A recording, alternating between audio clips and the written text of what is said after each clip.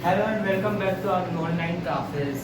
बच्चों, I am Rahul Vishwakarma and welcome to our online YouTube channel PI Rahul. Okay बच्चों, तो बच्चों आज के लेक्चर में हम बात करने वाले हैं ब्रांड न्यू टॉपिक जो हमने अभी तक पढ़ा उन सबसे अलग सा टॉपिक है सेपरेट। आज का लेक्चर जो सिर्फ और सिर्फ इसी टॉपिक के बारे में है। इसका नाम है दैट इज इलेक्ट्रिक फ्लक्स। क्या नाम है? Electric flux. बिल्कुल नया टॉपिक है, इसके बारे में आपने अभी तक नहीं पढ़ा है बिल्कुल भी, है 10th तक आपने बिल्कुल भी इसमें नहीं पढ़ा। हो सकता है अगर बचपन में कभी अच्छी टीचर से पढ़ लिए हो, अच्छी क्लासेस ज्वाइन कर ली हो, तो आपको इलेक्ट्रिक फ्लक्स के बारे में नॉलेज दे दी गई हो इलेक्ट्रिसिटी चैप्टर में 10th में, बट कोई बात नहीं। आज हम सिर्फ और सिर्फ किसके बारे में बात करेंगे? इलेक्ट्रिक फ्लक्स के बारे में। किसके बारे में बात करेंगे? Electric flux. ठीक है, तो करो आप बात तो करते हो। तो बच्चों आज के लेक्चर में हम इलेक्ट्रिक फ्लक्स पर जाएं उससे पहले छोटी सी बात करते हैं एरिया। किसकी? एरिया। सर क्या फिजिक्स पढ़ाते पढ़ाते मैथ्स पढ़ाते नहीं, हम एरिया कहाँ किस लिए यूज कर रहे हैं? क्योंकि हमारे काम आने वाला है इलेक्ट्रिक फ्लक्स के अंदर। कहाँ काम आने वाला है? Electric flux. कैसे, वो सब हम देखेंगे। फिलहाल थोड़ी सी बात करते हैं एरिया।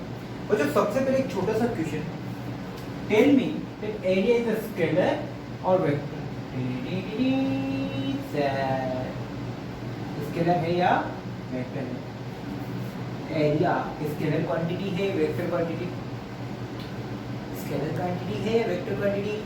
सर हमने तो कभी ये सोचा ही नहीं, कि एरिया स्केलर भी हो सकता है, वेक्टर भी हो सकता है। हाँ, डिस्टेंस डिस्प्लेसमेंट में हम सोचते थे, डिस्टेंस और डिस्प्लेसमेंट में हम सोचते थे कि कौन स्केलर और कौन वेक्टर, लेकिन एरिया के बारे में कभी हमने बात करी ही नहीं कि स्केलर है या वेक्टर। तो बच्चों एरिया जो है एक वेक्टर क्वांटिटी है। क्या है? एक वेक्टर क्वांटिटी। ओहो हो, ये तो सदमा लग गया सर हमको। एरिया आप बोलते हो वेक्टर क्वांटिटी, हमने तो कभी सोचा ही नहीं इस बारे में। हम तो डायरेक्ट क्या लिखते हैं? एरिया किसी भी स्क्वायर का एरिया कितना बोला मैंने? इसकी 5 सेंटीमीटर लेंथ है, तो इसका एरिया कितना होगा? सर सिंपल सी बात, 5 × 5 = 25। और ये 25 तो क्या है? स्केलर है। एरिया तो क्या होना चाहिए? स्केलर क्वांटिटी होना चाहिए। बच्चों इसकी जो है जो 25 है ना, इसकी भी डायरेक्शन है, बट हम क्या करते हैं अभी तक की क्लासेस में हम डायरेक्शन को इतना इम्पोर्टेंस नहीं देते थे। अभी तक के लेक्चर्स जितने भी हम बचपन से लेकर बुढ़ापे तक आपने जितनी क्लासेस पढ़ी है अभी तक, उन सब में क्या करते थे आप? एरिया में डायरेक्शन को इतना इम्पोर्टेंस नहीं देते थे, इसलिए आपको वहाँ पर स्केलर वेक्टर बताया नहीं जाता। अब यहाँ पर तो डायरेक्शन चलेगा, तो हमें यहाँ पर देखना है कि एरिया स्केलर है या वेक्टर है। तो एरिया एक वेक्टर क्वांटिटी है। अच्छा, ऐसा कैसे? देखो, हमेशा एरिया 2D या 3D सरफेस का निकाला जाता है। इसका निकाला जाता है, हाँ ये तो है, 2D सरफेस का या फिर 3D सरफेस का। 3D सरफेस जरा बता ना सर, जरा टच मी। और सर गाने में गंदे गाने नहीं। ये ले भाई, ये क्यूब, ये क्या है? ये क्यूब है। हाँ ये क्यूब तो है सर। अब अगर ये क्यूब है, ये भी क्या है? 3D सरफेस है। ये क्या है? 2D सरफेस है। इसका भी एरिया होगा और इसका भी एरिया होगा। अब बच्चों इसका एरिया कैसे निकाला है? क्या है सर? सिंपल सी बात, ये लेंथ, ये breadth, area is equal to length into breadth. तो बच्चों एरिया क्या है? एक वेक्टर क्वांटिटी। क्या है इसका? वेक्टर। तो मैग्नीट्यूड तो यहाँ से मिल जाएगा। डायरेक्शन किधर? तो बच्चों डायरेक्शन होगी इस प्लेन के परपेंडिकुलर। ये जो प्लेन बनाया हुआ है, इस प्लेन के परपेंडिकुलर इस एरिया की डायरेक्शन। जैसे सोचो, अब इसकी परपेंडिकुलर डायरेक्शन कैसी होगी? या तो बाहर की तरफ या फिर अंदर की तरफ। या तो कैसी होगी इसकी परपेंडिकुलर डायरेक्शन? बाहर की तरफ, आपकी तरफ, या फिर अंदर की तरफ। यानी कि इसके लिए जो एरिया आया उसका मैग्नीट्यूड तो क्या? Area to be. और अगर इसको मैं बच्चों एक्स वाई प्लेन में रख देता हूँ, इसको मैं एक्स वाई प्लेन में रख देता हूँ, तो डायरेक्शन किधर आएगी? तो एरिया की डायरेक्शन किधर आएगी? या तो प्लस जेड एक्सिस में या फिर माइनस जेड, या फिर माइनस जेड एक्सिस। देखो समझना बात को, ठीक है? ये बॉक्स है। अब इस बॉक्स का एरिया निकालने को बोलो तो क्या करोगे? सिंपल सा क्या करोगे? लेंथ और ब्रेड्थ, इन दोनों का मल्टीप्लाई किया, एरिया आ गया। मैं बोलता हूँ एरिया तो वेक्टर क्वांटिटी है, जरा डायरेक्शन बता, तो क्या बोलेगा सर या तो इसकी डायरेक्शन ऐसे प्लेन के ऊपर होगी या फिर इसकी डायरेक्शन इस तरीके से प्लेन के नीचे होगी, या तो डायरेक्शन प्लेन के नीचे होगी या फिर डायरेक्शन प्लेन के ऊपर होगी, बट होगी कैसे, परपेंडिकुलर टू द प्लेन, होगी कैसे, परपेंडिकुलर टू द प्लेन। अब अगर ऐसे बात करूं तो मैंने इस बॉल को ऐसे रखा, देखो भाई आई बॉल का है, ब्रांडेड चीज यूज करते हैं अपन, ठीक है। अब देखो ये बाहर भी निकल रहा है यानी कि आउटवर्ड, ये अंदर भी जा रहा है यानी कि इनवर्ड। सो 2D सरफेस के लिए तो एरिया वेक्टर जो है वो एरिया वेक्टर में बी इनवर्ड और में बी आउट, इनवर्ड भी हो सकती है और आउटवर्ड भी हो सकती है, इसमें कोई शक वाली बात नहीं है। बात करते हैं 3D सरफेस। 3D सरफेस में क्या होगा, सुन रहा है बोल रहा हूँ चीख चीख बता रहा हूँ फिर भी मैं भाई साहब आपको, एरिया क्या है, एक वेक्टर क्वांटिटी। जरा इधर देख, ये मान ले इधर भी लेंथ L है, इसकी भी, ठीक है, इस फेस का। अब देखो क्यूब में क्या होगा बेटा, 6 फेसेस होते हैं, कितने फेसेस होते हैं, 6, 1 2 3 4 5, ये सामने वाला 6 है ना, 6 फेसेस में से किसी एक फेस का निकाल देते हैं और तो रह जाएगी। सो इसका एरिया कितना होगा, L इंटू। अब यहाँ पे डायरेक्शन कैसी है, डायरेक्शन एक तो अंदर हो सकती है या फिर बाहर हो सकती है, या तो अंदर हो सकती है या फिर बाहर हो सकती है। इस क्यूब का ये वाला फर्क, ये वाला फेस है इधर वाला, ठीक है। अब L और B, एरिया तो क्या है L इंटू B। अब एरिया की डायरेक्शन कैसे हो सकती है, या तो इस तरफ बाहर की तरफ हो या फिर इस तरफ अंदर की तरफ हो। तो बच्चों 3D सरफेसेस में क्या होता है कि इंटरनल यानी कि अंदर वाला जो वेक्टर होता है एरिया वेक्टर, ये एज्यूम नहीं करते हैं। 3D सरफेस के लिए हमेशा कौन सा वेक्टर एज्यूम करते हैं, आउटवर्ड, हमेशा कौन सा वेक्टर लेते हैं, आउटवर्ड। सो यहाँ पे for 3D shapes, for 3D shapes, area vector is in always, किसमें, is always in, ऐसे लिखते हैं, is always in outward direction, is always in outward direction। यानी कि क्या होता है, हमेशा कैसे होता है, बाहर की तरफ, हमेशा कैसे होता है, बाहर की तरफ, खिच खिच खिच खिच खिच ऐसे बाहर की तरफ। ये एरिया वेक्टर हो गया, ये इधर एरिया, ए इसको कैसे बाहर निकाल लो यार बच्चों, ऐसे निकाल देता हूं, डॉट डॉट, एरिया वेक्टर बाहर की तरफ। यानी कि आप चाहे 2D सरफेस लो, आप चाहे 3D सरफेस लो। अच्छा मुझे एक बात और, 2D सरफेस क्या होती है, थोड़ी खुली खुली होती है, हाँ इनको गर्मी लगे, खुले खुला, इनको खुला खुला पसंद है, इसलिए इनको बोला जाता है ओपन सरफेसेस। इसको क्या बोला जाता है, ओपन सरफेस। सर ये भी नया नाम है, आज हमें पता चला। 3D सरफेसेस क्या होती है, आपस में बंद होती है, 3D सरफेसेस क्या होती है, आपस में क्लोज्ड होती है, इसलिए इन्हें बोला जाता है क्लोज्ड सरफेस। इन्हें क्या बोला जाता है, क्लोज्ड सरफेस। तो ओपन सरफेस के लिए एरिया वेक्टर इनवर्ड भी हो सकता है, आउटवर्ड भी हो सकता है, या आपके क्वेश्चन के ऊपर डिपेंड है कि वो कैसा लेता है। क्लोज सरफेस के लिए एरिया वेक्टर हमेशा क्या होगा, बाहर की तरफ होगा। इनवर्ड क्यों नहीं होता है कि इनवर्ड यहाँ पर काम नहीं करता, अरे इनवर्ड कहाँ खेलने जाएगा यार तू। तो एरिया वेक्टर हमेशा कहाँ होता है, क्लोज सरफेस के लिए आउटवर्ड होता है, हमेशा कहाँ होता है, आउटवर्ड। तो ये थी बच्चों एरिया वेक्टर की कहानी, ये थी आपके एरिया वेक्टर की कहानी। अब बात करते हैं हम हमारे मुद्दे के टॉपिक, बोले तो इलेक्ट्रिक फ्लक्स के लिए। किसके लिए बात करेंगे, इलेक्ट्रिक फ्लक्स के लिए। तो आप चाहे तो इस चीज को कॉपी कीजिए, अपने टॉपिक पर आते हैं, दैट इज इलेक्ट्रिक फ्लक्स।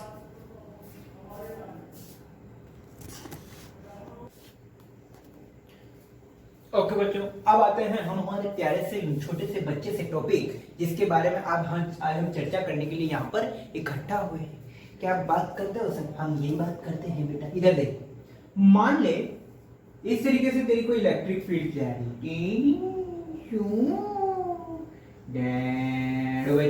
ये आ गया इलेक्ट्रिक फील्ड। अब देख तू बात को, ये क्या है तेरा, इलेक्ट्रिक फील्ड है। अब मान ले कि इलेक्ट्रिक फील्ड लाइंस निकल रही है यहाँ से। इलेक्ट्रिक फील्ड लाइन कहाँ से निकल रही है? हर एक पॉइंट से इलेक्ट्रिक फील्ड लाइन निकल रही है। यहाँ भी कोई पॉइंट लेगा तो उससे भी कोई इलेक्ट्रिक फील्ड लाइन निकल रही होगी, इस तरह से कोई पॉइंट निकल रहा होगा तो भी कोई इलेक्ट्रिक फील्ड। तो कहाँ पॉइंट पॉइंट खेलता हूँ मैं क्या कर रहा हूँ कि हर एक पॉइंट पर इलेक्ट्रिक फील्ड लाइन निकल रही है। तो मैंने क्या किया बच्चों, मैंने आपको बोला ऐसा कि ऐसा मत करो कि हर एक पॉइंट के लिए कब तक इलेक्ट्रिक फील्ड लाइंस को कैलकुलेट करो। मैं ये बोल रहा हूँ कि हर एक इंडिविजुअल पॉइंट के लिए कहां तक इलेक्ट्रिक फील्ड लाइन कैलकुलेट करोगे। आप करो ऐसा कि यहां पर एक बड़ा सा एरिया ले लो, कोई एक एरिया ले लो, कोई एक क्या ले लो। अरे अरे अरे सर ये एरिया तो कुछ ज्यादा सिकुड़ गया। सिकुड़ना नहीं है बेटा,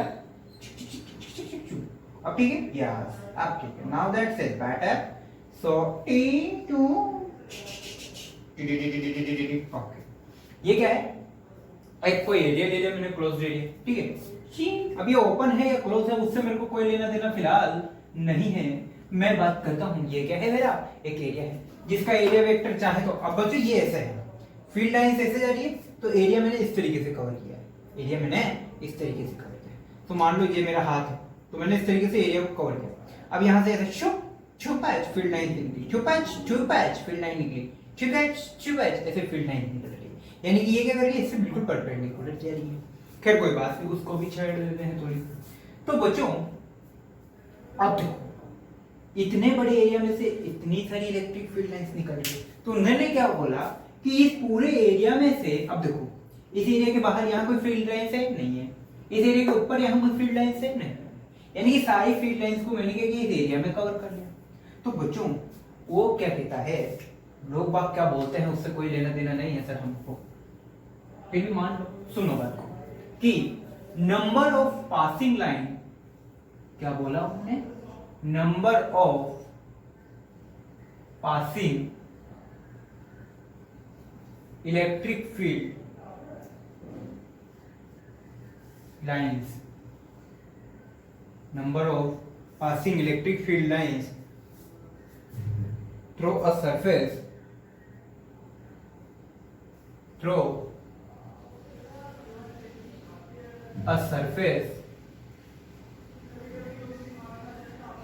perpendicular to the area,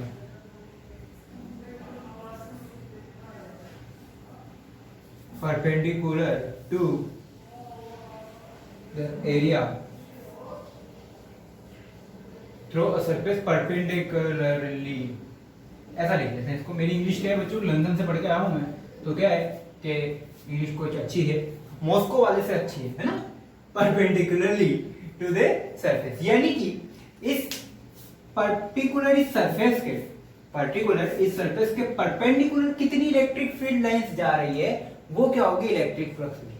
sir ये पासिंग तो समझ में, परपेंडिकुलरली का मतलब, परपेंडिकुलरली का मतलब ले भाई ये दे, मान लो ये सरफेस इस तरीके से, सो एक फील्ड लाइन ऐसे जा रही है किसी एंगल पर, उसको मेरे को कवर नहीं करना, मुझे क्या करना है कि परपेंडिकुलरली कितनी फील्ड लाइंस इससे बाहर निकल रही है, उन नंबर ऑफ फील्ड लाइंस को क्या बोलूंगा मैं, इलेक्ट्रिक फ्लक्स बोलूंगा। क्या बोलूंगा, इलेक्ट्रिक फ्लक्स। ठीक है सर, ठीक है, कोई दिक्कत नहीं है। अब एक बात और सुनो, अब अपनी थोड़ा सा इलेक्ट्रिक फील्ड लाइंस के टॉपिक पर जाते हैं। कैसे सर, देख, अगर मैं तुझे बोलूं कि कहीं पर निगाहें कहीं पे निशान, नहीं नहीं नहीं, कहीं पे इलेक्ट्रिक फील्ड ज्यादा कहीं पे इलेक्ट्रिक फील्ड कम, बच्चों क्या है ना, रात हो रही है और मुझे आ रही है नींद, बट मुझे ये अपलोड भी करना है, इसलिए मेरा दिमाग आजकल थोड़ा सा हाई टेंस्ड है। खैर कोई बात नहीं, यहाँ पर डेंसिटी ज्यादा और यहाँ पर डेंसिटी कम, टू पैच, वेरी गुड। अगर यहाँ पे डेंसिटी कम और यहाँ पे डेंसिटी ज्यादा, अब मैं क्या करता हूँ, सुनना बात, दो सरफेसेस लेता हूँ। कितनी सरफेसेस लेता हूँ, दो। बगल से गत्ता उठाया, एक छोटा सा गत्ता यहाँ पे रखा, ठीक ठीक ठीक ठीक ठीक ठीक, ओके सर, लग गया। ठीक है, एक छोटा सा गत्ता मैं यहाँ पे रखता हूँ, कैसे रखता हूँ वो भी समझना बात, इतना सा, छोटी सी नन्ही सी प्यारी सी कहानी, कोई परी नहीं, परी नहीं आई, सुनो। अब इस वाले में यहाँ के लिए 2, ये नंबर 1,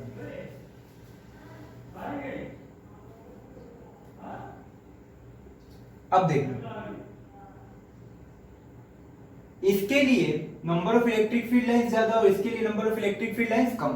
बोले तो यहां पर इस वाली सरफेस के लिए बात करूं, इस वाली सरफेस के लिए इलेक्ट्रिक फील्ड भी कम और इस वाली सरफेस के लिए इलेक्ट्रिक फील्ड काफी ज्यादा। तो बच्चों कहीं ना कहीं आप एक बात बताओ, क्या यहां पर इसका फाई चेंज होगा? हाँ ये तो है सर।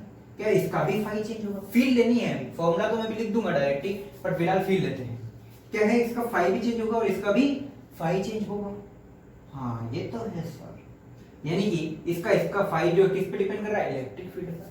अच्छा है, मैंने क्या बोला, number of passing electric field lines. अब यहाँ पे ज्यादा इलेक्ट्रिक फील्ड लाइंस पास हो रही है तो इसका जो फ्लक्स है वो ज्यादा होगा या कम होगा? ज्यादा होगा। इसका जो इलेक्ट्रिक फील्ड है वो कम होगा, यानी कि phi 1 is greater than phi 2। यानी कि जैसे जैसे इलेक्ट्रिक फील्ड लाइंस बढ़ेगी वैसे वैसे आपका फ्लक्स भी बढ़ेगा। बहुत बढ़िया सर, बहुत सही, बहुत सही किया, बहुत सही, बहुत सही, बहुत हार्ड।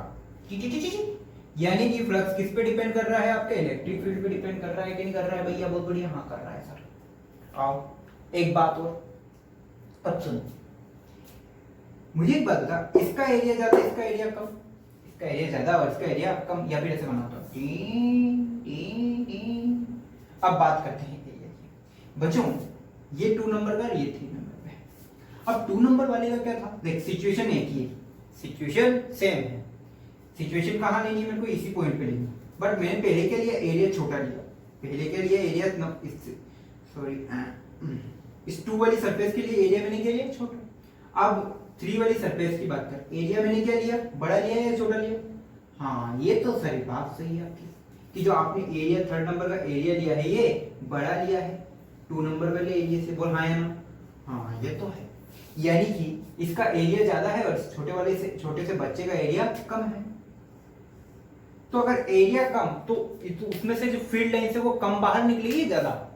जितना कम एरिया होगा उतनी ही कम फील्ड लाइंस बाहर निकल पाएगी, और जितना ज्यादा एरिया होगा उतनी ज्यादा फील्ड लाइंस बाहर निकल पाएगी। देख इधर देख, ये एरिया बड़ा है इसलिए इसमें से सारी की सारी फील्ड लाइंस बाहर निकल गई। इसी के अपोजिट अगर मैं इस तरीके से कोई छोटा एरिया लेता तो क्या कम फील्ड लाइंस बाहर निकलती? हाँ ये तो है, ये तो बात आपकी सही है सर। यानी कि जितना ज्यादा एरिया होगा उतनी ज्यादा फील्ड लाइंस निकलेगी, और जितनी ज्यादा फील्ड लाइंस निकलती है उतना ज्यादा फ्लक्स होता है। यानी कि बोलूं मैं रात की बात तो फ्लक्स किस पे भी डिपेंड कर रहा है? एरिया वेक्टर पे भी डिपेंड कर रहा है। एरिया लिख दो, एरिया नहीं नहीं नहीं नहीं, वेक्टर भी लगाना है। क्यों? क्योंकि एरिया एक वेक्टर क्वांटिटी है। बहुत बढ़िया। यानी कि आपका फ्लक्स किस किस पे डिपेंड कर रहा है? एरिया और वेक्टर क्वांटिटी पे। तो सर फॉर्मूला में कुछ ऐसा देखने को मिलेगा। कैसा कैसा सर बताओ ना सर। अरे सर बोलो ना सर। ये ले भाई, ये ले, ये देख।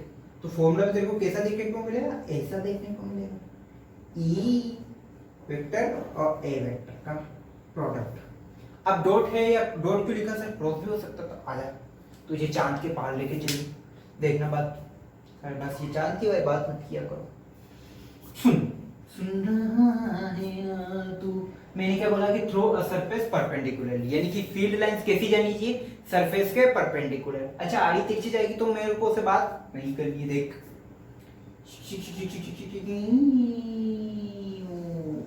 ऐसा नहीं, ऐसा लेता हूं फिलहाल।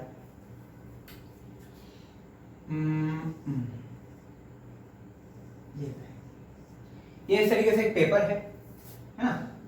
इसकी इलेक्ट्रिक फील्ड इधर जा रही है, जाने दो। अब ये जो क्या बोलते हैं पेपर रखा हुआ है बच्चों, ये ऐसे रखा हुआ है, ऐसे ऐसे रखा हुआ है। कैसे रखा हुआ है? बिल्कुल ऐसे, ऐसे नहीं रखा हुआ आपकी तरफ, ऐसे रखा हुआ है। इसको मैं छोटा बना देता हूँ थोड़ा सा।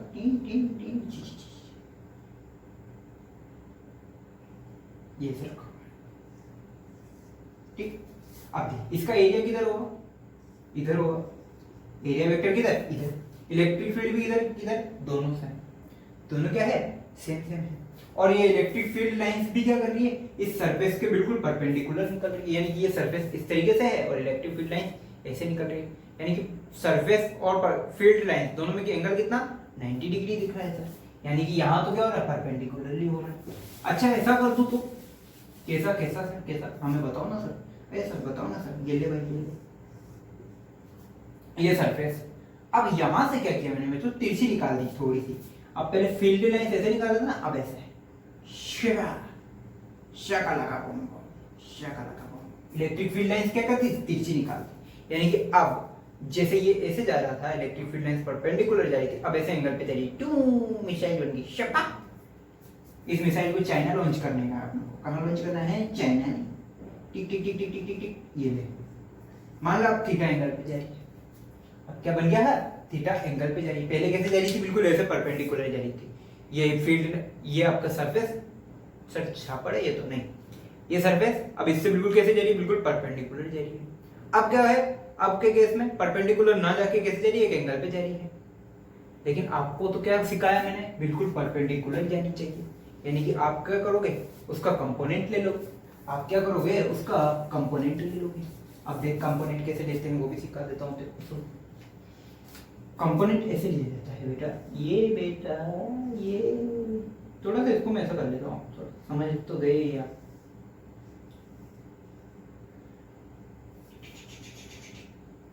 ये electric field, sorry electric field तो ऐसे नहीं है ये, ठीक है। अब बच्चों क्या हुआ, इस सरफेस से, इस वाली सरफेस से ये एक थीटा एंगल पर इलेक्ट्रिक फील्ड बन गया। एक थीटा एंगल पर क्या बन गया, इलेक्ट्रिक फील्ड बन गया। इलेक्ट्रिक फील्ड थीटा एंगल पे इलेक्ट्रिक फील्ड बन गया। जैसे इलेक्ट्रिक फील्ड बन गया थीटा एंगल पे। अब क्या केस है सर, आपने तो कहा था सरफेस के बिल्कुल कैसी जानी, परपेंडिकुलर जानी चाहिए। यानी कि आप तो, हमें तो कौन सा इलेक्ट्रिक फील्ड चाहिए थी, ऐसी चाहिए थी। कौन सी इलेक्ट्रिक फील्ड चाहिए, ऐसी इलेक्ट्रिक फील्ड चाहिए, यहां चाहिए ई परपेंडिकुलर चाहिए। लेकिन आपने तो थीटा एंगल पे निकाल दी, तो घबराना काहे को, इसके दो कंपोनेंट ले ले। इसके क्या ले ले, दो कंपोनेंट ले ले। एक आएगा ई साइन थीटा और एक आ गया सरफेस के परपेंडिकुलर, कौन सा आ गया, ई कोस थीटा आ गया। ई कोस थीटा। तो एग्जैक्ट फाई का जो फॉर्मूला है वो क्या है, perpendicular electric field lines into area. Perpendicular electric field lines into area. So phi is given by perpendicular electric field. Perpendicular कौन सा कंपोनेंट आया, e cos थीटा। साथ में कौन है, एरिया। इसको थोड़ा और इज्जत से लिखना चाहूं तो कैसे लिख सकता हूं यार, e a cos थीटा, ऐसे लिख दिया मैंने। a को इधर मल्टीप्लाई कर दिया, e a cos थीटा। ये किसका फॉर्मूला है, a b cos theta, a dot b का फॉर्मूला है। So E vector dot A, E vector dot A vector, ठीक है। इसको मैं यहां लिख देता हूं, ई साइन थीटा। फोटो बनाओ और फ्लक्स का फॉर्मूला नोट करो। फ्लक्स का रियल फॉर्मूला भी लिखना बाकी है। ये तो अभी सिर्फ मैंने आपको इस तरीके की ओवरऑल सरफेसेस के लिए लिखवाया है। ये फॉर्मूला तो मैंने आपको सरफेसेस के लिए लिखवाया है। पर्टिकुलर जो जनरल फॉर्मूला है वो लास्ट में एक फॉर्मूला, एक क्वेश्चन के अपन समझेंगे। फिलहाल इतना समझिए, ये दोनों डायग्राम नोट करो। इलेक्ट्रिक फील्ड का फॉर्मूला, इलेक्ट्रिक फ्लक्स का फॉर्मूला कैलकुलेट करो।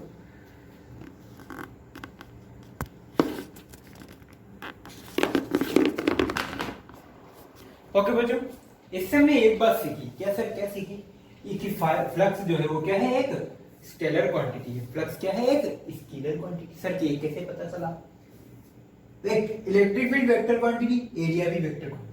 बट जो आंसर आ रहा है वो कैसा रहा है, दो वेक्टर का प्रोडक्ट। आंसर कैसा है, दो वेक्टर का प्रोडक्ट। अब दोनों वेक्टर का प्रोडक्ट है तो वो स्केलर भी हो सकता है, वेक्टर भी हो सकता है। तो हमारा जो ये फ्लक्स आया है ये क्या है, स्केलर क्वांटिटी। कैसे आया ये पता लग गया। दैट मींस अगर मैं इलेक्ट्रिक फ्लक्स के बारे में थोड़ी सी बात करूं तो पहला पॉइंट क्या लिखोगे इसकी तारीफ में, पहली बात क्या बोलोगे इसकी तारीफ में, कि electric flux is a scalar quantity. Electric flux is a scalar quantity. बोलोगे नहीं बोलोगे, हाँ ये तो बोलेंगे सर। इलेक्ट्रिक फ्लक्स क्या है, कि स्केलर क्वांटिटी है। दूसरी बात, इसकी यूनिट की बात करते हैं। दूसरी इसकी यूनिट की बात करते हैं। यूनिट बोले तो RSI। ई के लिए इलेक्ट्रिक फील्ड की unit newton upon coulomb. Okay sir. Area की यूनिट मीटर स्क्वायर, तो newton upon coulomb metre square. इसी को आप कहीं कहीं जगह वोल्ट मीटर लिखोगे, वोल्ट मीटर लिख देना, कोई दिक्कत नहीं है। दोनों पॉइंट नोट करो और इसका एक अच्छा सा एग्जांपल ले लो। एग्जांपल करते हैं, आओ एग्जांपल खिलाते हैं आपको एग्जांपल।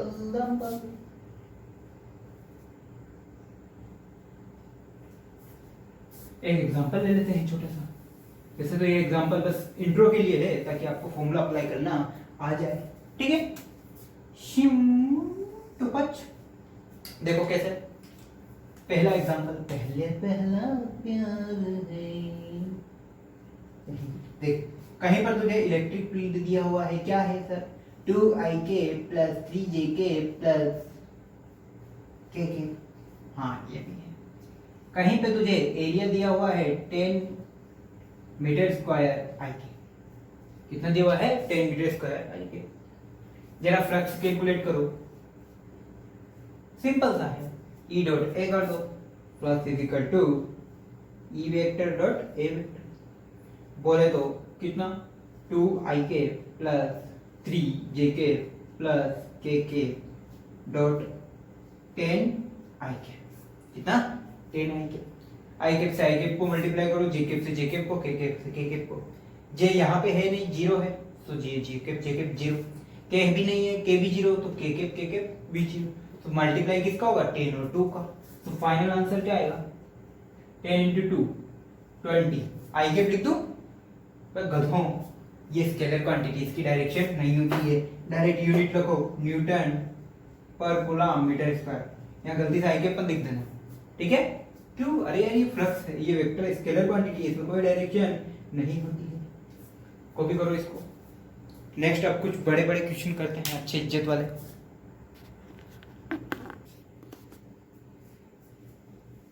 चलो अब हम क्या करते हैं, सारी 2D सरफेसेस के लिए लगभग जितनी भी 2D सरफेसेस है उन 2D सरफेसेस के लिए इलेक्ट्रिक फ्लक्स कैलकुलेट करना सीख लेते हैं। जनरल एग्जांपल के लिए तौर पे बता रहा हूं। पहले किसकी बात करते हैं, 2D सरफेसेस के लिए बात करते हैं। किसकी बात करते हैं, 2D सरफेसेस के लिए। पहला एग्जांपल दीजिए, देखो सुनो, तरीके से आपके एक प्लेन है, ठीक है, और यहां से इलेक्ट्रिक फील्ड लाइन निकल रही है कुछ इस तरीके से, ठीक है। ये बिल्कुल ऐसे रखी हुई है, ये जो प्लेन है, ये प्लेन कैसे रखा हुआ है, इस तरीके से, ठीक है। ठीक है सर, कोई दिक्कत नहीं है। दूसरी चीज क्या सर, क्या एक और इसी तरीके से प्लेन रखा हुआ है, वो भी इस तरीके से, और उसमें से भी इलेक्ट्रिक फील्ड लाइन निकाल दी मैंने।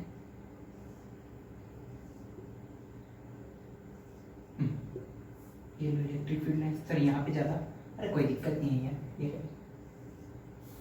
ठीक है। तो यहां से भी इलेक्ट्रिक फील्ड निकाल दी। मुझे क्या कैलकुलेट करना है, मुझे कैलकुलेट करना है इसमें भी फाई की वैल्यू और यहाँ पे भी फाई की वैल्यू कैलकुलेट करना। सर ऐसे कैसे कैलकुलेट करूं मैं, आपने मेरे को एरिया ये तो दिया नहीं, एक ही जगह ए रखना, एक ही जगह ए रखना, बाकी सर ठीक है, लेकिन थीटा तो मुझे पता ही नहीं है। थीटा क्या है, इलेक्ट्रिक फील्ड और एरिया वेक्टर में एंगल। थीटा क्या था, जो थीटा था, थीटा क्या है, angle between electric field and area vector. तो यहां वो आपने वो भी तो नहीं दिया, अब कैसे करेगा इसको, देख ये सरफेस बिल्कुल इस तरीके से रखे हुए है ना, सरफेस कैसे रखे, इस तरीके से बिल्कुल बोर की तरह। इसका एरिया वेक्टर किधर आएगा, इसका एरिया वेक्टर किधर आएगा, या तो बाहर आएगा या अंदर आएगा। और इलेक्ट्रिक फील्ड लाइंस कैसे जा रही है, बिल्कुल इस तरफ जा रही है। यानी कि अगर आई कैप जे कैप बात करूं तो इलेक्ट्रिक फील्ड लाइन तो जा रही है आई कैप में, इलेक्ट्रिक फील्ड लाइन तो किस में जा रही है, आई कैप में। एरिया वेक्टर किधर आ रहा है, बाहर की तरफ। एरिया वेक्टर किधर आ रहा है, बाहर की तरफ आ रहा है, यानी कि के कैप में, बाहर या अंदर जो भी आप मानते हो, ठीक है। तो इलेक्ट्रिक फील्ड लाइन तो इस तरीके से जा रही है आई कैप में, और मेरा एरिया वेक्टर कैसा आ रहा है, बिल्कुल बाहर की तरफ आ रहा है। तो बच्चों जरा बताओ इन दोनों में एंगल कितना है, इन दोनों में एंगल कितना है, आई कैप और के कैप में एंगल कितना होता है 90 डिग्री, यानी कि इन दोनों के बीच में एंगल कितना है 90 डिग्री, यानी कि ई वेक्टर और ए वेक्टर के बीच में यहाँ पे एंगल कितना है 90 degree. So theta is equal to 90 degree, theta is equal to 90 degree. जरा फ्लक्स की कैलकुलेट करो, E A cos theta, theta की जगह रखो 90 डिग्री, ई ए cos 90, और cos 90 होता है 0, सो फाइनल आंसर इज 0। यानी कि अगर कोई भी surface, plane sheet, plane surface, 2D surface इस तरीके से बोर्ड के प्लेन में रखी हुई हो और उसके परपेंडिकुलर इस तरीके से इलेक्ट्रिक फील्ड लाइन निकल रही, तो उसका फ्लक्स कितना होगा? 0। इसके अपोजिट इधर इस वाले इक्वेशन में बात करो तो इसमें क्या होगा बच्चों? अब देखो ये प्लेन कैसे रखा हुआ है, बिल्कुल ऐसे, एग्जैक्ट ऐसे, इस तरीके से। यानी कि पहले कैसे रखा हुआ था? आपकी तरफ फेसेस था, अब क्या है? साइड में, लेफ्ट तरफ रखा हुआ है इस तरीके से। अब इलेक्ट्रिक फील्ड लाइंस भी इधर, इसका एरिया वेक्टर भी क्या होगा? सर प्लेन के परपेंडिकुलर ऐसे होगा, तो इसका एरिया वेक्टर भी क्या है? आई कैप में। इलेक्ट्रिक फील्ड भी किधर? आई कैप में।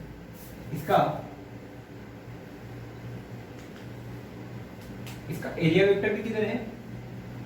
इधर, आई कैप में। ठीक है, इलेक्ट्रिक फील्ड भी किधर है? आई कैप में। इलेक्ट्रिक फील्ड भी किधर है? आई कैप में। यानी कि दोनों सेम डायरेक्शन में, तो theta is equal to 0 degree, because E vector and A vector are in same direction,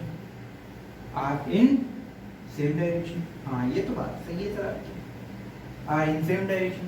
अगर दोनों सेम डायरेक्शन में है, थीटा इज इक्वल टू 0, तो फाई की वैल्यू रखो E A cos 0 होता है 1, so final answer is E A। Final answer is E A। अच्छा, फ्लक्स की वैल्यू कितनी है? E A। तो डायरेक्शन किधर? बाहर की तरफ, है ना?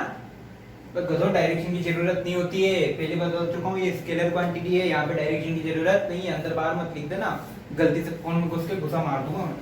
चलो नेक्स्ट, एक और बात करते हैं, ठीक है?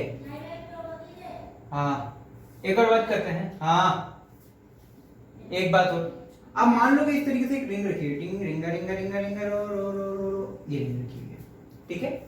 अब ये रिंग जो है बच्चों, ये कैसे रखी हुई है? इस तरीके से, प्लेट जैसे खाना खा रहे हो प्लेट में, इस तरीके से बिल्कुल है, शक शक शक शक शक्तिमान। ओके, अब ये जो प्लेन रिंग रखी हुई है, ये कैसे रखी हुई है? ऐसे रखी हुई है, और इसके एक एक्सिस बने, ये एक एक्सिस बनाती है। अब इक्वेशन थोड़ा सा टिपिकल होने वाला है, कैसे? सुनो, ये यार ये रिंग सही बनी क्या? सर सही है, सब ठीक है, दोबारा बना देते हैं।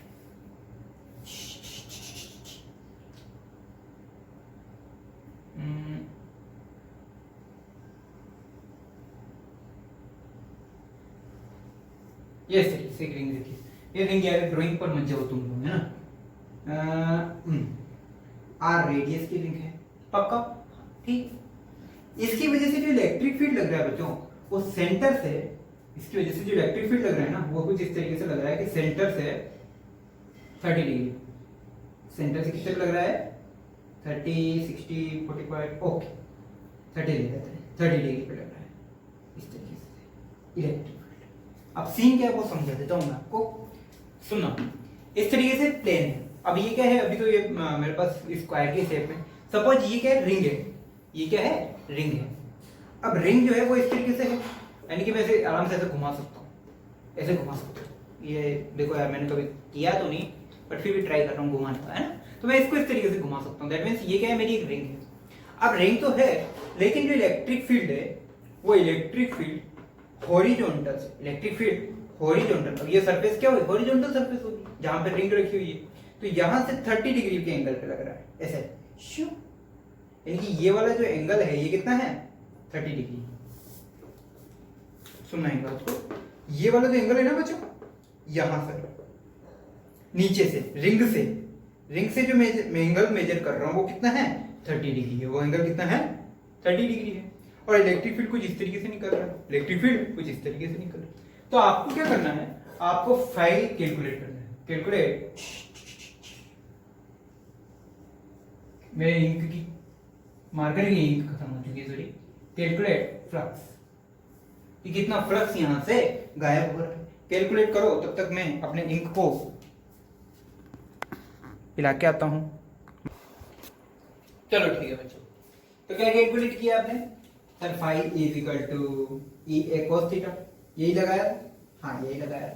थीटा दे रखा है, थीटा दे रखा है, कितना है भैया? ई ए कोस थीटा की जगह क्या रख दिया? कोस 30 रख दिया। बाकी एरिया निकाल लोगे, रिंग का एरिया कितना? Pi r square. रिंग का एरिया कितना? Pi r square. So finally answer आया E equal to pi r square cos 30 की जगह मैंने रख दिया √3/2। आंसर आ गया सर। ये किया गलत किया सर। पहली बार तो हमने इतनी मेहनत से सवाल किया और आपने उसको गलत कर दिया। अरे बुड़बक, कोस 30 लिया आपने। क्या लिया आपने? कोस 30। पहले मुझे सोच कि फ्लक्स क्या है। फ्लक्स क्या है कि सरफेस के परपेंडिकुलरली निकालना है इलेक्ट्रिक फील्ड को। कैसे निकालना है? फ्लक्स जो क्या है, फ्लक्स की डेफिनेशन क्या है? सरफेस के परपेंडिकुलर इलेक्ट्रिक फील्ड निकालना है। सरफेस के परपेंडिकुलर, यानी कि जब हमने कंपोनेंट लिया था वो कंपोनेंट भी कैसा लिया था? परपेंडिकुलर लिया था। ये बात तो फिर अब देख, आपने लिया इसके लिए cos 30, आपने क्या लिया? cos 30। इस वाले इलेक्ट्रिक फील्ड का कंपोनेंट लेके देखो, यहां क्या आएगा? E cos 30 और इधर क्या आएगा? E sin 30। यानी कि ये वाला कंपोनेंट तो कैसा हो जाएगा? बिल्कुल ऐसा हो जाएगा। ये वाला कंपोनेंट तो कैसा हो जाएगा? E cos 30 जो आपने लिया है वो कैसा हो जाएगा? इस सरफेस से इस तरीके से पास हो रहा है, इसको जस्ट टच करता हुआ पास हो रहा है। तो क्या अपना फ्लक्स कैलकुलेट कर पाओगे? नहीं, आपको तो कैसा चाहिए?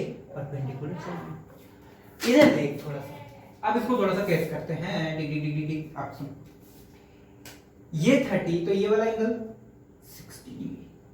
हाँ ये तो है। अब इलेक्ट्रिक फील्ड वर्टिकल से कितना एंगल बना रहा है? 60 डिग्री। इलेक्ट्रिक फील्ड वर्टिकल से, ये इलेक्ट्रिक फील्ड, ये रिंग और ये इलेक्ट्रिक फील्ड इस वर्टिकल एक्सिस से कितना एंगल बना रहा है? भाई इधर से 30 बना रहा है तो इस वर्टिकल से कितना बनाएगा? 60। भाई इधर से 30 बना रहा था तो हमने क्या स्मार्ट वर्क किया, इधर से 60 कर लिया। तो अब इधर से कंपोनेंट ले, इसका कौन सा कंपोनेंट होगा? ये e cos थीटा। अरे वाह गजब, e cos थीटा बोले तो e cos 60। वैल्यू पुट कर दे, इधर वाला e sin 30 के इक्वल हो जाएगा। सो वैल्यू पुट करो, phi is equal to e a cos 60, theta की जगह क्या आएगा? 60। सो cos 60 एग्जैक्ट यहां पे था। a की वैल्यू आपको पता है pi r square. Value put करो, phi is equal to e pi r square cos 60 की वैल्यू पुट करो √3/2। सोल्व आउट करो इसको।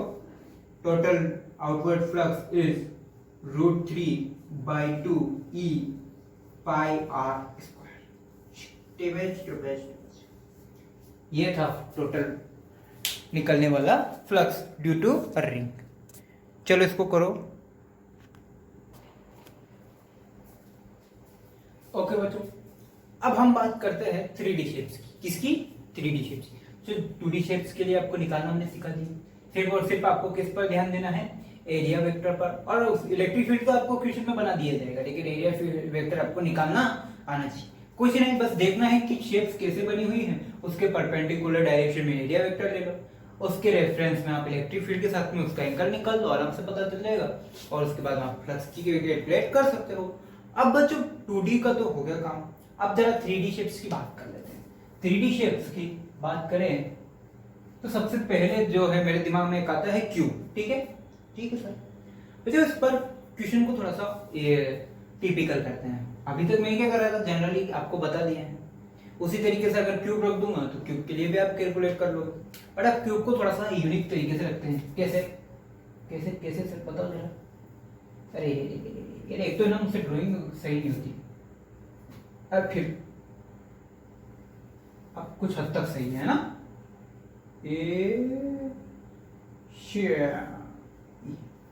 ये एक x axis, y axis, z axis और तो आई कैप, जेड कैप, इस तरीके से माइनस वाई कैप या माइनस जे कैप। इधर मैं बनाऊंगा तो बना देता हूँ इधर। चलो क्या बनाऊं माइनस एक्स बनाऊं सर, और क्या बनाऊं, पागल हो गया। माइनस आई कैप, ठीक है, ये ले भाई ये ले। और इधर इसी के उधर आगे प्लस बढ़ाऊंगा तो मेरे को क्या मिलेगा? माइनस जे एक्स। वो मैं बना नहीं रहा हूँ, रीजन उसका बताता हूँ। बच्चों ओरिजिन से स्मॉल एक्स डिस्टेंस में, कितने में? चलो स्मॉल एक्स तो यहाँ दिया हुआ है, स्मॉल ए ले लेते हैं। ओरिजिन से स्मॉल ए एक्स एक्सिस पे ही रह चला मैं, और कहाँ चला? स्मॉल ए डिस्टेंस पे चला। स्मॉल ए डिस्टेंस पे स्मॉल ए साइड का मैंने क्यूब ले लिया, स्मॉल ए डिस्टेंस पे स्मॉल ए साइज का मैंने क्यूब लिया। देखिए कुछ अच्छी बात बताइए, स्मॉल ए पर स्मॉल ए साइज का मैंने क्या लिया, क्यूब ले लिया। ये यानी कि इस क्यूब की जो साइड है उसकी वैल्यू भी कितनी है, स्मॉल है, उसकी वैल्यू भी कितनी है, स्मॉल है। ठीक है,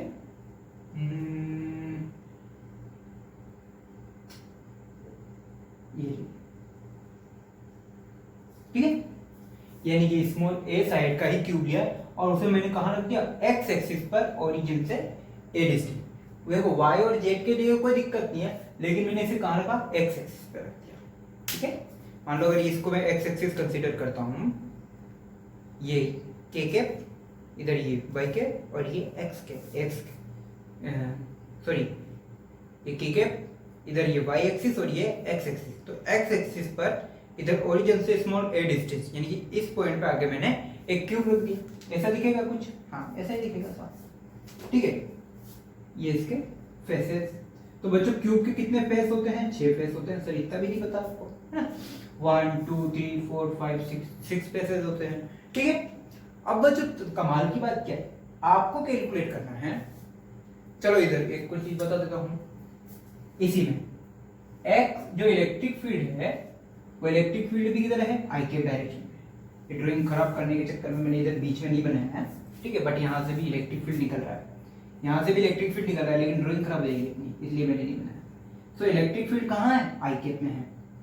इलेक्ट्रिक फील्ड कहाँ है, आई कैप में है, और उसकी वैल्यू जो है वो है E not into small x i cap. Electric field की वैल्यू क्या है, E not small into E not x into i cap. Electric field की वैल्यू कितनी दी हुई है, एक्स इंटू ई नॉट दी हुई है। ठीक, कोई दिक्कत नहीं। अब आपको क्या करना है, इसकी वजह से टोटल इस क्यूब की 6 फेसेस हैं, तो 6 फेसेस के calculate passing flux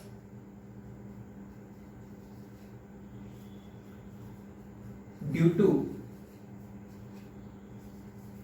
all faces, यानी कि सभी फेसेस से पास होने वाला फ्लक्स निकालना है, और दूसरा ओवरऑल क्यूब पर कितना फ्लक्स है, मतलब सारे फेसेस को मिला के टोटल कितना फ्लक्स पास हो रहा है इस क्यूब की वजह से, वो आपको कैलकुलेट करना है। तो पहले तो मैं क्या करता हूँ, 6 के 6 फ्लक्स से अलग अलग इंडिविजुअल 6 के 6 फेसेस से अलग अलग इंडिविजुअल फ्लक्स जो है वो कैलकुलेट करता हूँ, बाद में सम कर दूंगा तो ओवरऑल क्यूब का आ जाएगा। तो पहले मैं क्या करता हूँ, 6 फेसेस है तो 6 के लिए 5 1 5 2 5 3 5 4 5 5 5 6 हाई 5 सब कैलकुलेट कर देता हूँ अलग अलग। करो सर, कोई दिक्कत नहीं है। इस वाली सरफेस की बात करते हैं, किसकी, ये जो ऐसे रखा हुआ है, इस तरफ रखा हुआ है ना, इस तरफ रखा हुआ है। ठीक है, अब बच्चों इस वाले सरफेस की, ये इसका फेस किधर है, बिल्कुल इधर, वाई और जेड एक्सिस की तरफ, है ना, इस तरीके से मैं सॉरी। अब देख इलेक्ट्रिक फील्ड किधर, बिल्कुल बाहर। अब एरिया वेक्टर निकाल, तो इस फेस का एरिया वेक्टर किधर निकलेगा, इस फेस का, इस वाले फेस का एरिया वेक्टर किधर निकलेगा, इधर निकलेगा मेरी तरफ। क्यों, क्योंकि अंदर अभी ये क्यूब है तो अंदर तो एरिया वेक्टर जा नहीं सकता, तो इस वाले फेस का एरिया वेक्टर परपेंडिकुलरली आउटवर्ड निकलेगा। इस वाले फेस का एरिया वेक्टर किधर निकलेगा, परपेंडिकुलरली आउटवर्ड निकलेगा। इसको दे देता हूँ 1 सरफेस नाम। तो इलेक्ट्रिक फील्ड इधर और एरिया वेक्टर इधर, इलेक्ट्रिक फील्ड इधर और एरिया वेक्टर इधर। कितना एंगल है दोनों के बीच में, 90 डिग्री, है ना, सालों गधों 180 डिग्री। कितना एंगल है, 180 डिग्री एंगल है। तो बात करते हैं फाई 1 की, किसकी, phi 1 E a cos theta, E a cos theta. ठीक है सर, हो जाएगा, हो जाएगा सर, कोई दिक्कत नहीं। ई कितना रखा, ई नॉट एक्स, ई कितना रखा, ई नॉट एक्स रख दिया। ए एरिया कितना है इसका, ए स्क्वायर, एरिया कितना, ए स्क्वायर, ये भी ठीक है। cos थीटा की जगह cos 180 रख दो, cos 180। स्मॉल x क्या है बच्चों, इलेक्ट्रिक फील्ड की डायरेक्शन, स्मॉल एक्स क्या है, इलेक्ट्रिक फील्ड की लेंथ, मतलब एक्स के साथ में इलेक्ट्रिक फील्ड कैसे कैसे वेरी करे। अगर इस फेस की बात करूं तो इलेक्ट्रिक फील्ड कहां तक आ रहा है, स्मॉल ए डिस्टेंस तक। इस वाले फेस की बात करूं तो इलेक्ट्रिक फील्ड कहां आ रहा है, स्मॉल एक्स डिस्टेंस तक। देख यहां पे बात करता हूं, ये वाला फेस कुछ इस तरीके का है। अब यहां से ये कहां रखा, ओरिजिन से स्मॉल ए डिस्टेंस पे। ये वाला जो फेस है कहां रखा हुआ है, ओरिजिन से स्मॉल ए डिस्टेंस पे। तो इलेक्ट्रिक फील्ड तो बिल्कुल आ रहा है, बहुत दूर से आ रहा है। तो इलेक्ट्रिक फील्ड इस पर कहां तक टच करेगा, इलेक्ट्रिक फील्ड इस पर कहां तक टच करेगा, स्मॉल ए डिस्टेंस तक, यानी कि सरफेस तक डिस्टेंस। तो स्मॉल एक्स की जगह क्या पुट कर देने का, स्मॉल ए। स्मॉल एक्स की जगह क्या पुट कर देने का, स्मॉल ए। बच्चों एक्चुअली एक्स किस लिए है, इस एक्स डायरेक्शन में डिस्टेंस कितनी चेंज हो रही है, इस एक्स डायरेक्शन में डिस्टेंस के साथ में इलेक्ट्रिक फील्ड कितना चेंज हो रहा है। ठीक है, तो अगर ए के लिए लिखोगे तो ए डिस्टेंस पे है तो ई नॉट ए प्लस समथिंग कुछ और हो जाएगा तो ई नॉट ए प्लस समथिंग कुछ और। फिलहाल तो है ए, तो एक्स की जगह भी पुट कर दो ए, तो यहाँ ए पुट करोगे तो ये बन जाएगा ए क्यूब कोस 180 कितना होता है भैया, -1 कितना होता है, -1। So e naught a square -1। Calculate करो, सम करो इसको total. 5 1 is equal to minus e naught a square और ए कितना बन गया, ए क्यूब। 5 बना गया, आया। अब बात करते हैं ऊपर वाले फेस की, अब बात करते हैं ऊपर वाले फेस की। अब इसको मैं मिटा दे रहा हूं, ठीक है बच्चों। बात करते हैं ऊपर वाला फेस जो अब 2 पर है, इसके लिए एरिया वेक्टर की बिल्कुल ऊपर की तरफ होगा परपेंडिकुलरली, और इलेक्ट्रिक फील्ड जा रहा है इस डायरेक्शन में, इलेक्ट्रिक फील्ड जा रहा है इस डायरेक्शन में। सो फाई 2 के लिए बेटा एंगल कितना हुआ, इलेक्ट्रिक फील्ड और एरिया वेक्टर में एंगल कितना हुआ, थीटा 90 डिग्री। कैसे सर, कैसे, देख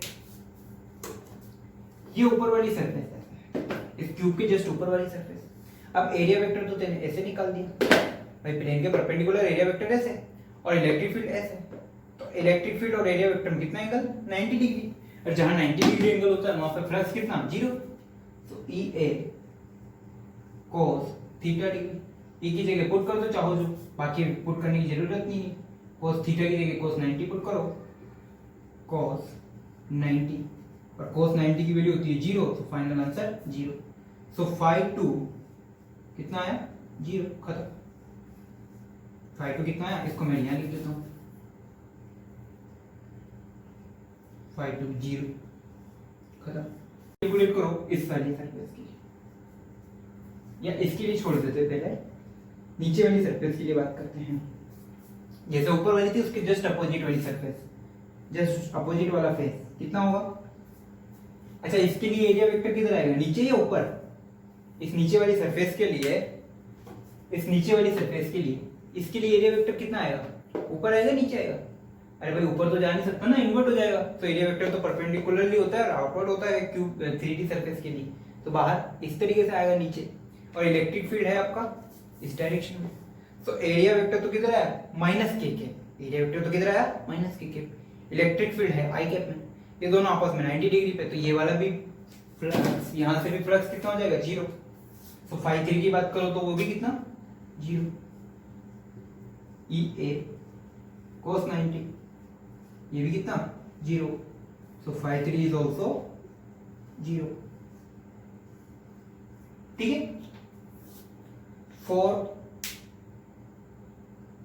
4 की बात करते हैं जरा, ठीक है।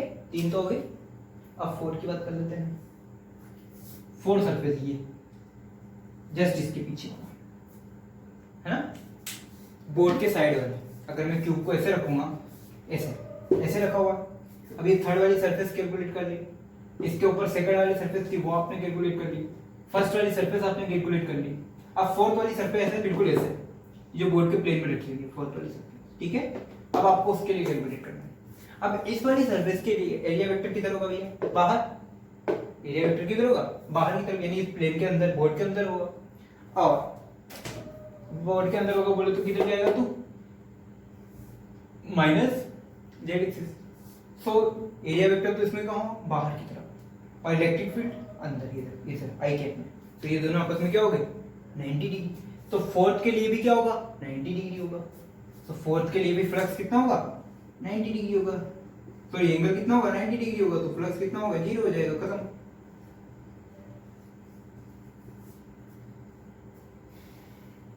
फोर्थ के लिए भी 0। इसी तरह 5 की बात करें, इस 4 के जस्ट सामने वाली सरफेस ऐसी दिख रही है। ये first surface, second, third, fourth और ये फिफ्थ बाहर की। अब बाहर की तरफ जो सरफेस है उसके लिए एरिया वेक्टर किधर होगा बाहर की तरफ जो सरफेस है उसके लिए एरिया वेक्टर किधर होगा बाहर, और इलेक्ट्रिक फील्ड किधर होगा इस डायरेक्शन। तो ये दोनों भी कितने हुए 90 डिग्री। सो EA cos 90 कितना हो गया 0। सो 5 कितना हो गया। बात करते हैं 6 वाली सरफेस की, इसकी जो फर्स्ट के जस्ट अपोजिट में थी। अब इसकी बात करें बच्चों तो ये कुछ इधर है, फर्स्ट वाली सरफेस इस तरफ थी, अब 6 वाली सरफेस इसके जस्ट सामने इस तरफ होगी। तो इसके लिए एरिया वेक्टर किधर होगा इधर, इलेक्ट्रिक फील्ड भी इधर, यानी कि दोनों के बीच में एंगल कितना 0 डिग्री। भाई इसके लिए इस वाली सरफेस की बात करते हैं, इस वाली सरफेस की बात करते हैं। यहां से एरिया वेक्टर किधर होगा बिल्कुल इधर होगा, एरिया वेक्टर किधर होगा परपेंडिकुलर टू द सरफेस, तो एरिया वेक्टर भी इस डायरेक्शन में आई कैप में। Electric field already I cap में है, तो यहां पर क्या है कि दोनों के बीच में एंगल कितना हो जाएगा 0 डिग्री हो जाएगा। सो 5 6 कितना आएगा EA cos 0, EA cos 0। अब बच्चों A की जगह क्या रखोगे A स्क्वायर, E की जगह क्या रखोगे E नॉट x। वहां पर स्मॉल x की डिस्टेंस जो है स्मॉल x वो क्या निकालोगे, देख यहाँ पे तो A, यहाँ पे था फर्स्ट वाले सर्कल पे तो क्या रखी थी small x is equal to A। Small x यहाँ पे क्या होगा देख, इस O पॉइंट से लेके इस पॉइंट की डिस्टेंस, तो यहाँ से यहाँ A, और ये क्यूब है तो क्यूब की साइड्स भी कितनी है A, तो A प्लस A कितनी होगी 2A। तो स्मॉल x की जगह क्या रखेगा 2A, और कैपिटल A, एरिया कितना आ गया इसका A स्क्वायर। तो पुट करो ये जो आंसर निकालो, थीटा कितना है 0 degree. So 5 6 is equal to E naught 2A A square cos 0 degree. So 5 6 is equal to 2 into A cube E naught, 2 into A cube E naught, खत्म। 2 into A naught A cube E naught. अब बच्चों देखो ये तो ही 6 faces के लिए individual flux, हर एक face number 1 के लिए है minus E not A cube, 2 के लिए 0, 3 के लिए भी 0, 4 के लिए भी 0, 5 के लिए भी 0, 6 के लिए 2 A cube E not. Total कितनी होगी नेट फ्लक्स कितना होगा, नेट फ्लक्स इन सबको सम कर दो तो ऑब्वियसली पता है देख 2 0 3 0 4 0 5 0, 6 है 2 A नॉट और ये माइनस पर, तो नेट फ्लक्स कितना आ जाएगा, इस 2 में से ये माइनस कम हो जाएगा तो बचेगा आपके A cube E not. Net flux में मैंने क्या किया इनको डायरेक्ट ऐड कर दिया, मैंने क्या किया इनको डायरेक्ट ऐड कर दिया, तो वैल्यू जो है वो ऐड होके आ गई। ठीक है, तो ये है बच्चों आपके 3D सरफेस में पहला एग्जांपल, कॉपी करो इसको।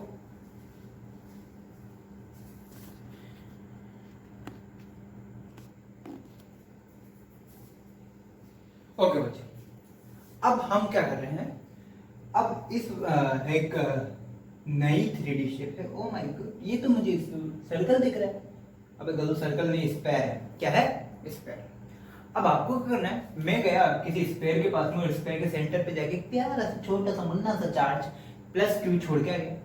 अब प्लस क्यू की वजह से सिमेट्रिक इलेक्ट्रिक फील्ड होगा, इलेक्ट्रिक फील्ड होगा, ये होगा वो होगा, छोड़ो गोली मारो ना यार, फालतू की पंचायत करने को कोई लेना देना नहीं है। Question is that you calculate the net passing flux due to square, यानी कि इस स्क्वायर से टोटल कितना इलेक्ट्रिक फ्लक्स पास हो रहा है वो आपको कैलकुलेट करना है। तो फाइनाइट आपको इसमें से कैलकुलेट करना है, यानी कि ई डॉट ए जो भी आप लगाते हो वो लगाना है। हो जाएगा सर, क्या दिक्कत है बच्चों। इस वाले क्वेश्चन से एक इंपॉर्टेंट बात हमें पता लगने वाली है, यानी कि हम क्या करेंगे, फ्लक्स की असलियत यहाँ से सामने, यानी कि फ्लक्स का जो रियल फॉर्मूला है वो यहाँ पर हम सामने आने वाला है, कैसे देखेंगे बाद में। तो बात करते हैं, पहले इसको थोड़ा सा कैलकुलेट करते हैं। चलो ठीक है साहब, कैलकुलेट करें। अब बच्चों इस पर जो इलेक्ट्रिक फील्ड है, मान लो अब सर हमें तो फ्लक्स का एक ही फॉर्मूला पता है, क्या, phi is equal to e cos theta. अब यहाँ तो मुझे कुछ दिखाई नहीं दे रहा, ऐसा कोई सीन दिखाई ही नहीं दे रहा। अगर स्क्वायर की शीट होती, क्यूब होता, तो मैं क्या करता, उसके परपेंडिकुलर कोई भी एरिया वेक्टर निकाल के उसे सोल्व कर लेता। अब यहाँ पे कहाँ परपेंडिकुलर निकालूं भाई, इसके परपेंडिकुलर निकालता हूँ तो ये पूरी सरफेस नाराज हो जाएगी। हमने क्या बिगाड़ा, इस पॉइंट के परपेंडिकुलर अगर मैं ऐसे लेता हूँ एरिया वेक्टर, तो यहाँ ये बाकी सरफेस के तो नाराज हो जाएंगी। अब क्या करूँ, मान लो यहाँ पर मेरे पर इस पॉइंट पर परपेंडिकुलर एरिया क्या होगा, स्क्वायर है, ये स्क्वायर है ना, सर्कल नहीं है जो इसके इस तरीके से परपेंडिकुलर हो जाए। भाई रिंग वाला एग्जांपल किया था ना अपने, रिंग उसके तो क्या था, बिल्कुल परपेंडिकुलर हो गया था, एरिया वेक्टर याद है। लेकिन यहाँ पे तो स्क्वायर है, तो स्क्वायर तो चारों तरफ से धरती माता। अब धरती माता के हर एक पॉइंट पर एरिया वेक्टर निकालना है। फुटबॉल के हर एक वेक्टर पर, फुटबॉल के हर एक पॉइंट पर एरिया वेक्टर निकालो, अलग अलग आएगा। यहाँ लूंगा तो यहाँ परपेंडिकुलर, यहाँ लूंगा तो कुछ इस तरीके से एरिया वेक्टर परपेंडिकुलर आएगा। अब क्या करूं, अब क्या करूं भाई, तो मैं क्या करता हूँ, इस तरीके के जब स्पेशल केसेस आते हैं तो मैं क्या करता हूँ, छोटे छोटे टुकड़े करके कुत्तों को नहीं गिलाता, छोटे छोटे टुकड़े कर लेता हूँ, और छोटे छोटे टुकड़े करके इंडिविजुअल किसी एक पर कैलकुलेट करके उसको इंटीग्रेट कर देता हूँ। हाँ ये तो किया है सर हमने कुछ थोड़ा समय पहले, जस्ट प्रीवियस लेक्चर में ऐसे ही किया था। तो मैं क्या करता हूँ बच्चों, यहाँ से एक छोटा सा टुकड़ा कट किया, छोटा सा एक एरिया कट किया, टिकिश इस तरीके से एक एरिया कवर कर लिया, एक एरिया कवर किया जिसको मैंने स्मॉल एरिया है, इसको स्मॉल डीए बोल दिया। अब यहाँ पर या इसको इतना सा एरिया कवर किया। अब इसको थोड़ा सा जूम करो, जूम करके यहाँ पर करो, ये कुछ इस तरीके से दिख रहा है, हाँ इस तरीके से तो दिख रहा है। अब इसके परपेंडिकुलर एरिया वेक्टर कैसे होगा, ऐसे होगा। एरिया आपने डीए वेक्टर ले लिया, तो डीए वेक्टर क्या होगा, बिल्कुल इस सरफेस के परपेंडिकुलर होगा, यानी कि कुछ कुल मिला के इस तरीके से दिखाई देगा आपको। यस सर, ये तो बात समझ में आ गई। इस पर्टिकुलर एक पॉइंट पर छोटा सा मैंने ले लिया, इस पर्टिकुलर सरफेस का जो मैंने छोटा सा एरिया कवर कर लिया, उसको मैंने बोल दिया छोटा सा एरिया, डीए बोल दिया मैंने उसको। अब वो डीए क्या होगा, इस पॉइंट के परपेंडिकुलर होगा, यानी कि ये वाला एंगल कितना होगा बेटा, 90 डिग्री होगा, ये वाला एंगल 90 डिग्री होगा। हाँ ये तो बात सही है सर आपकी। अब इस वाले पॉइंट की वजह से इस वाले पॉइंट पर एक नेट इलेक्ट्रिक फील्ड भी इसी डायरेक्शन में लग रहा होगा, यानी थोड़ा सा सेंटर मेरा है ना गलत चला गया, सेंटर मुझे यहाँ बनाना चाहिए था। तो इसकी वजह से नेट इलेक्ट्रिक फील्ड भी इधर लग रहा होगा, इस डायरेक्शन, क्योंकि आपको अच्छे से पता है कि स्फीयर पर अगर चार्ज डिस्ट्रीब्यूटेड है तो सिमेट्रिसिटी में डिस्ट्रीब्यूटेड होगा। अगर किसी स्फीयर पर चार्ज डिस्ट्रीब्यूटेड करूंगा तो क्या होगा, सिमेट्रिसिटी में चार्ज डिस्ट्रीब्यूट होगा। तो हर एक पॉइंट पर चार्ज जो है इलेक्ट्रिक फील्ड क्या होगी, परपेंडिकुलर होगी। हर एक पॉइंट पर चार्ज क्या होगा, इलेक्ट्रिक फील्ड कैसा होगा, परपेंडिकुलर टू द सरफेस होगा। तो यहाँ पे भी परपेंडिकुलर टू द सरफेस, यानी कि डीए और ई वेक्टर दोनों क्या हो गए, एक ही लाइन में हो गए, यानी कि सेम डायरेक्शन में हो गए। तो हियर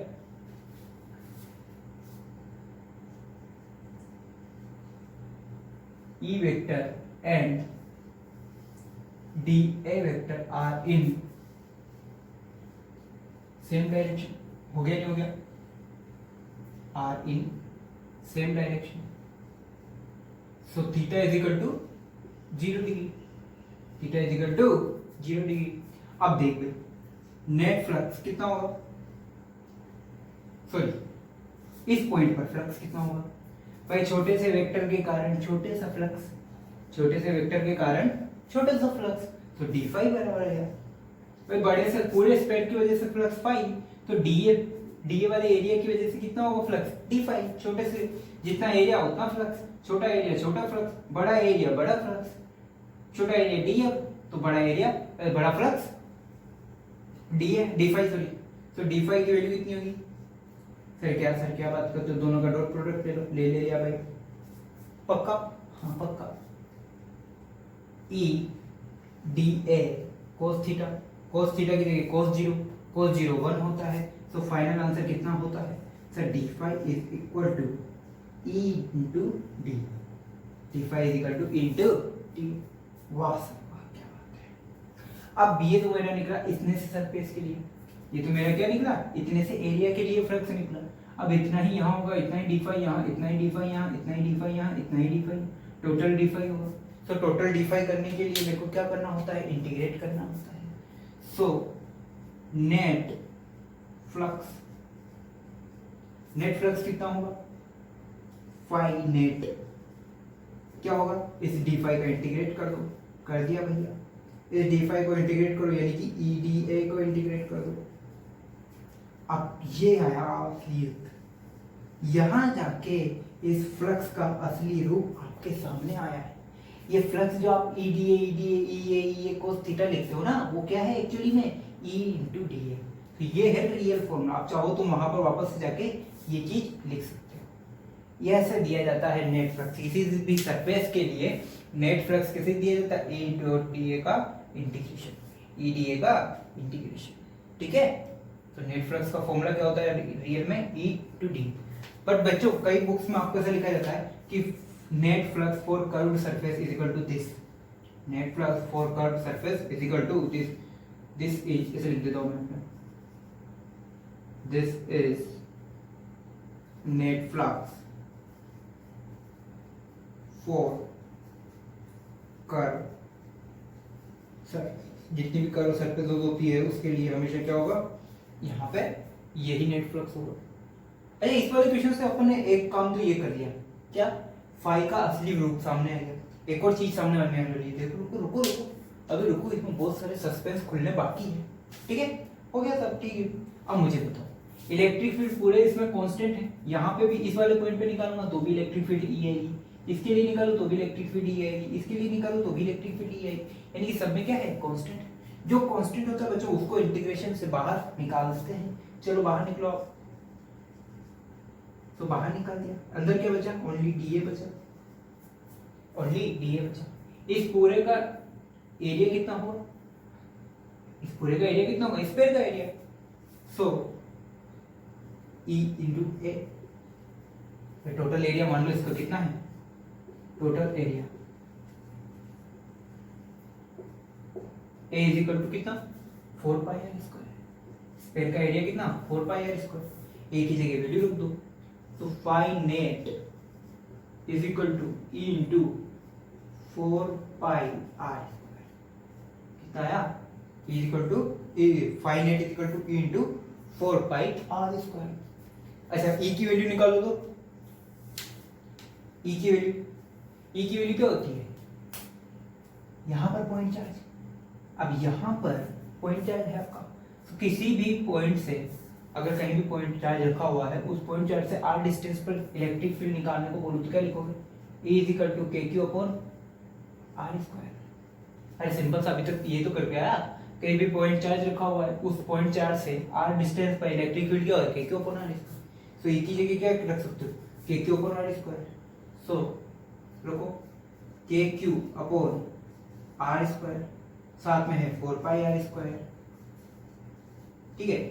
के की वैल्यू भी पुट कर दो 1/4 पाई एप्सिलॉन नॉट, के की वैल्यू भी पुट करो 1/4 पाई एप्सिलॉन नॉट, साथ में है आपके 4 pi r square upon r square. देख लो क्या क्या कट कर रहा है, 4 पाई से 4 पाई कट, आर स्क्वायर से आर स्क्वायर कट। मैं एक बार कैमरे पे चेक करता हूँ, दिख रहा है, दिखाई दे रहा, हाँ बिल्कुल दिखाई दे रहा है, सब दिखाई तो दे रहा है, हाँ दिखाई दे रहा है, बराबर तरीके से दिखाई दे रहा है। चल सो 4 पाई से 4 पाई कट, आर स्क्वायर से आर स्क्वायर कट, क्या बच गया, ओनली एप्सिलॉन नॉट। अरे अरे अरे रुको रुको, चार्ज भी तो बच गया, क्यू, क्यू के की जगह रखा 1/4 pi epsilon naught, so q upon 4 pi epsilon naught, r square 4 pi r square 4 pi r square, 4 pi से 4 पाई कट, आर स्क्वायर से आर स्क्वायर कट, क्या बच गया, q upon epsilon naught. So इस स्फीयर पर net flux कितना आया, इस स्फीयर पर नेट फ्लक्स कितना है finally, phi net for this sphere is equal to q upon epsilon naught, q upon epsilon naught. ये है इस स्पेयर से निकलने वाले टोटल फ्लक्स की value this Q upon epsilon naught. बच्चों यही क्या है, गॉस लॉ है। अब सस्पेंस एक और खुला, सर आप तो क्या बात कर रहे हो, फ्लक्स पढ़ाते पढ़ाते गॉस लॉ पे चलेंगे, वो तो हमने पढ़ा ही। तो बच्चों गॉस लॉ का रूल भी यही है कि total flux passing is Q inside upon Exide. Gauss law भी क्या कहता है, कहां लिखूं, गॉस लॉ भी यही कहता है कि total flux phi is equal to Q inside upon एक्साइड। कोई भी आप क्लोज सरफेस दे देगा, उससे निकलने वाले पासिंग फ्लक्स की वैल्यू पूछेगा, क्या करना है, उसके अंदर जो फ्लक्स जो चार्ज रखा हुआ है उस चार्ज की वैल्यू अपॉन एप्सिलॉन नॉट। मान लो यहाँ Q रखा हुआ है, आप रख देते 4Q तो 4Q upon epsilon not, 8Q रख देते तो 8Q अपॉन एप्सिलॉन नॉट। इस तरीके से यानी कि सेंटर पर अगर किसी क्लोज सरफेस के कोई चार्ज रखा हुआ है और उससे निकलने वाला फ्लक्स पूछा है तो क्या रखना है, Q अपॉन एप्सिलॉन नॉट, उस चार्ज की वैल्यू अपॉन एप्सिलॉन नॉट। ये गाउस लॉ है।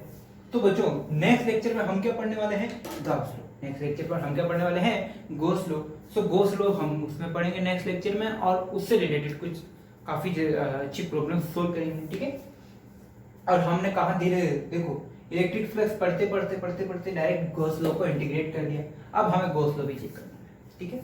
सो आज की क्लास यहीं डिस्कस करते हैं, हम नेक्स्ट लेक्चर में पढ़ेंगे गॉस लॉ। तो आप उसके लिए प्रिपेयर होकर रहिए, तब तक के लिए डिसमिस।